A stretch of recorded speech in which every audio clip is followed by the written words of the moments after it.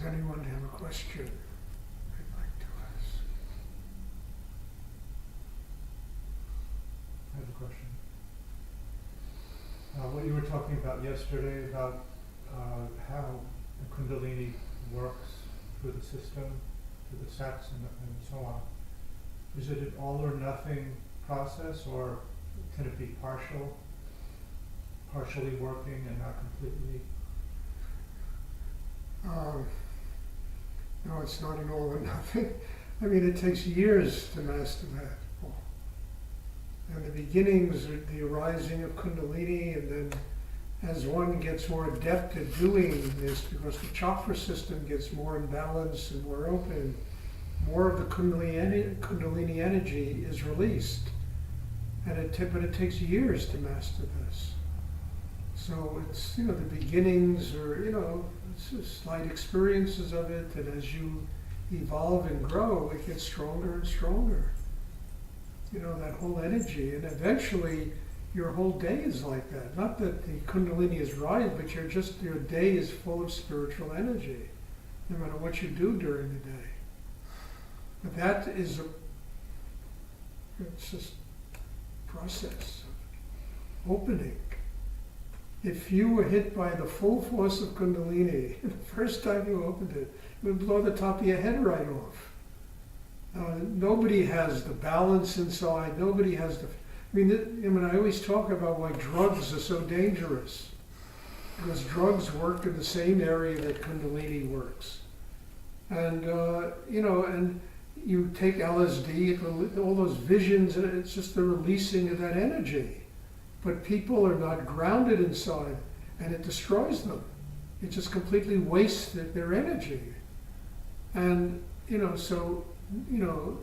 it's not one shot. It's gradual, progressive over time. And, as you get more adept at it and your system becomes more in balance inside, the release of Kundalini gets stronger and stronger because you can take more and more of it.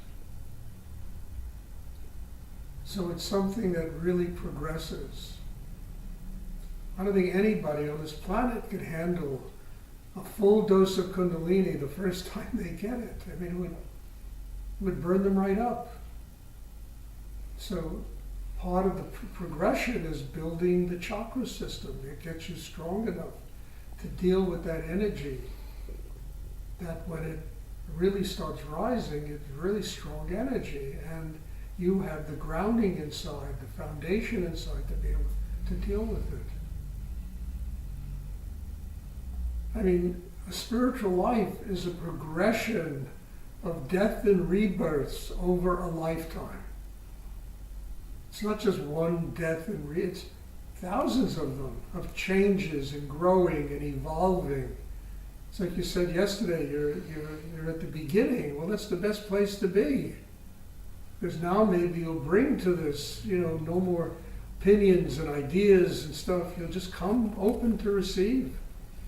When you come to learn, you come open to receive. And it's good to be at the beginning. It's good to be at the beginning every single day of your life. Because then you really will open to receive what the universe has to teach you that day.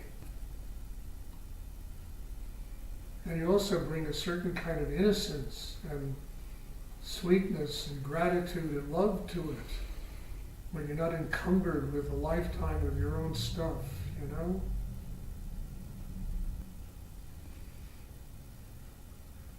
Does anyone else have a question I would like to ask? And the first step in all of this is just learning to like yourself.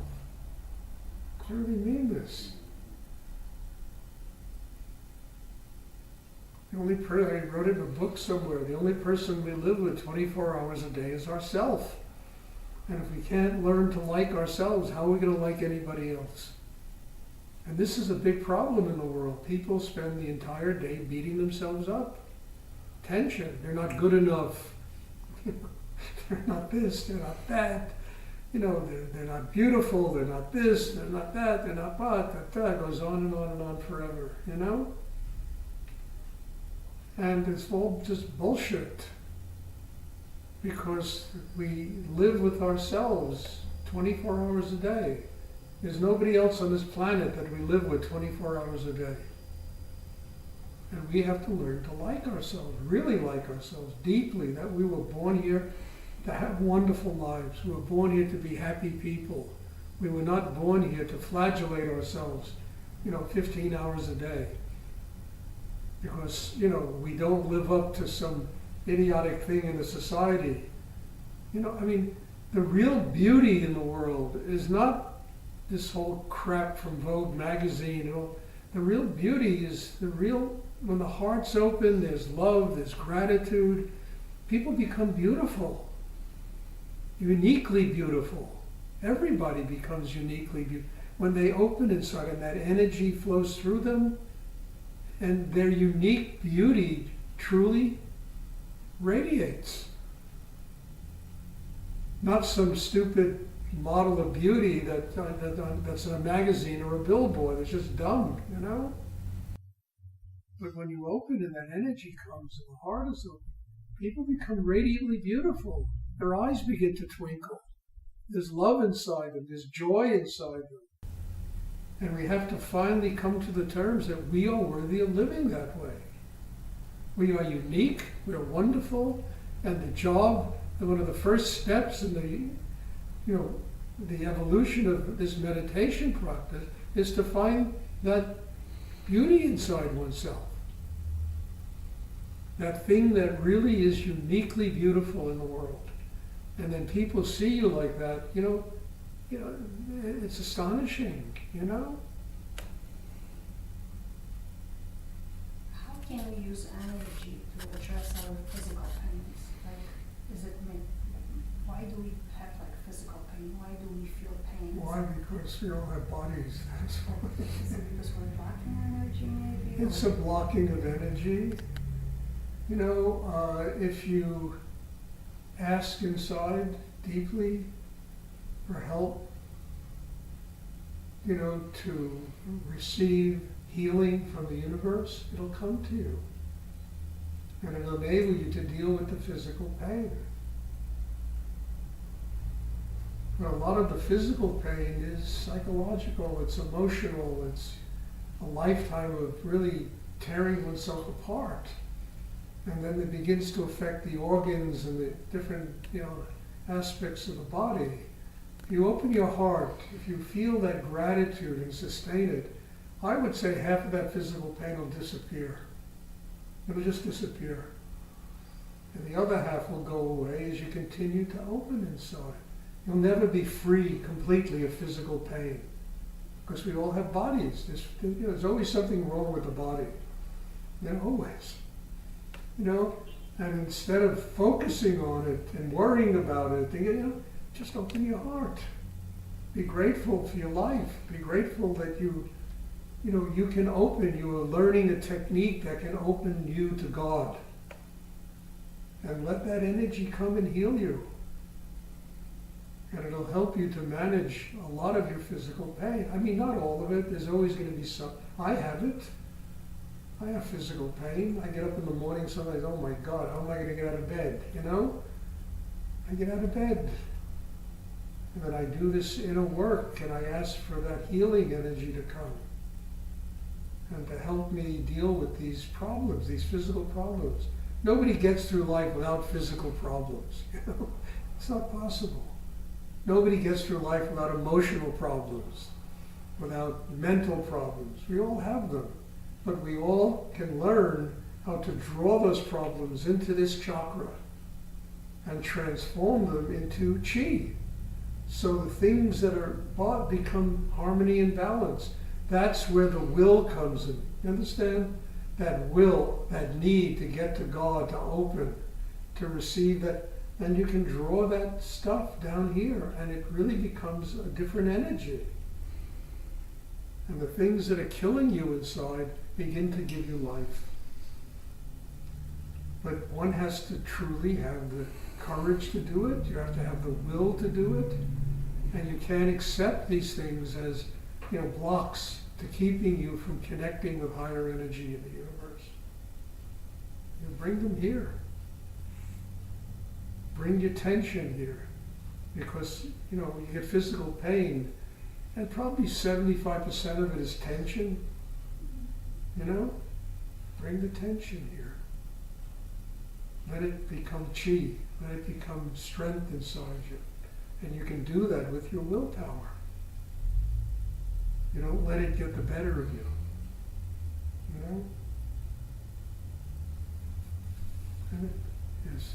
Like you were saying yesterday, could it be a form of resistance? Could it be a form of, could the pain, the physical pain, be a form of resistance and a wake-up call? Well, yeah, as you well? know, yes, absolutely. Physical pain can be resistance.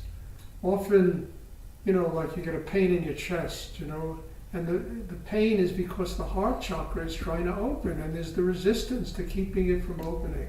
Creates pain. You get headaches. Understand, headaches are not headaches, they're heartaches. You know? And the reason people have headaches is their heart is closed. So all of that tension backs up here and it starts giving you headaches. I mean, I remember when there was a woman in Los Angeles, I'll never forget this as long as I live. And she, you know, used to have this television program where she interviewed, you know, somehow supposedly wise people, you know, people that are involved in all this, you know, spiritual things and stuff. And I knew her. I stayed at her house. She was a good friend of a student of mine. And I stayed at her house. And she came back one day, a complete and total wreck. My head is killing me, it's killing me, it's killing me, it's killing me. And she said, I gotta go to a luncheon, and all these famous movie stars are gonna be at the luncheon, and I have to be there, and I don't know if I can make it, I'm just dying, my head. So I said, sit down for a second. I sat down, I worked with her. First thing I did is I took out all the tension. Second thing I did is I just opened her heart by doing what I do with all of you, coming back here and releasing that tension. After about 10 to 15 minutes of this sex, she came out of this thing looking like she was 15 years younger. And she said, what happened to me? Looked in the mirror, I said, look at yourself. You look like you're, you know, a teenager, for God's sake. She looked beautiful. It was all tension that was creating the headache. The headache, I said, you have a headache? No, it's gone. I said, yeah. I said, it wasn't a headache, it was a heartache. You know? Your heart was so tight and closed that it was creating this pain in your head. So a lot of it is the lack of development in the chakra system. You know? And because of that lack of development, the energy creates all these blocks and pains inside us. But once that energy is flowing, a lot of that pain will just disappear. It'll just disappear.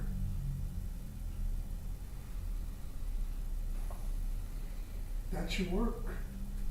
I mean it. Do the work. You know, every day you get up, I gotta do my work. Otherwise, you know what you got.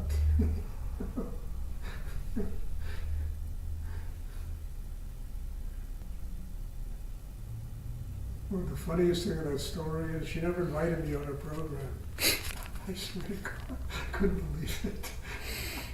This friend of mine said, "Why don't you have Stuart?" "Oh, no, not Stuart. I got some doctor and great therapist and a psychologist and you know, and I saved the woman's life, basically."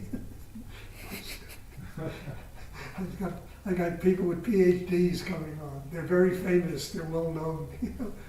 So I looked at her. I said, "Okay."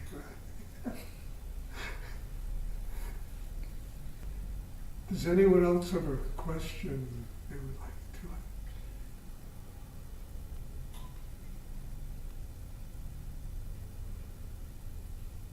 Okay, if there are no questions, no more questions, then we'll have meditation at 2:30 this afternoon. And God bless you all, and thank you. It's a joy to be here and share my life with you and this work I've learned with you all. Thank you. Thank you, Stuart.